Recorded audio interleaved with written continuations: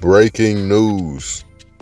Ryan Garcia and Teofimo Lopez is being targeted for February 10th. This will be Ryan Garcia's first fight since his knockout loss to Gervonta Tank Davis. This will be Teofimo's first fight since he beat up Josh Taylor at 140. Alright, now the fight he had at 140 with Josh Taylor showed us that the man carried his power up with him. But it's not just about the power. Teofimo Lopez always had high ring IQ. He had skill, speed, great reflexes, and good punch selection. All around great fighter. Ryan Garcia is very fast, very powerful. However, he's had problems with his foot placement, tripping over his own feet, and leaving his chin up in the air, ready to be hit. However, he's been working with Derrick James now, so hopefully he's gotten some of these issues corrected.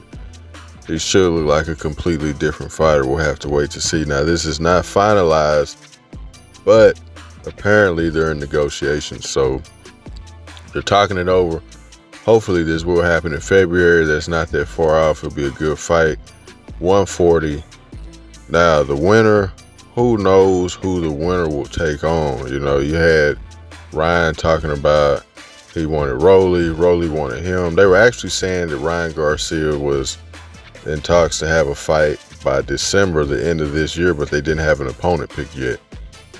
I'm not really tripping though. If he fights Teofimo in February, that's the fight I've been waiting for. You know what I'm saying? Teofimo, I kind of give the edge to, you know what I'm saying, just on the skills alone. He's been solid since day one as far as his foundation, his core fundamentals, his ability to counter. You know what I'm saying? He can set traps too.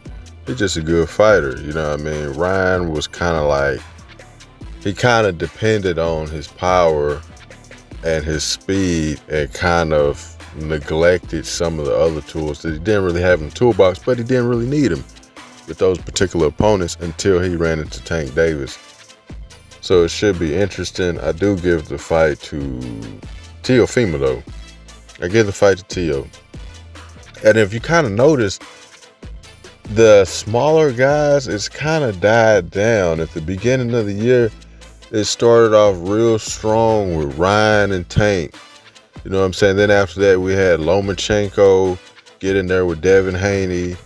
We started getting the fights that we wanted, you know what I mean? After the Lomachenko Devin Haney fight, we still got, in a way, Stephen Fulton fighting down there, you know what I mean? So we was getting a lot of fights, but then it just kind of tapered off in the smaller weight classes, man. We were supposed to end with Shakur and Frank Martin, but it didn't happen. Then Shakur was in talks with Devin Haney earlier this year. You already know what happened with that. That fell through. Lomachenko, Pitbull Cruz, Kambosos, they all turned down fights with Shakur Stevenson. So it's just like the smaller weight classes kind of like fell off. You know what I'm saying? We still got all the fights that we wanted this year, but as far as the lightweight division, it kind of just tapered off. You know what I'm saying? That's why I'm glad that we did get Josh Taylor and Teofimo Lopez in that fight. You know what I mean? There's still some big fights that we can have at the beginning of the year.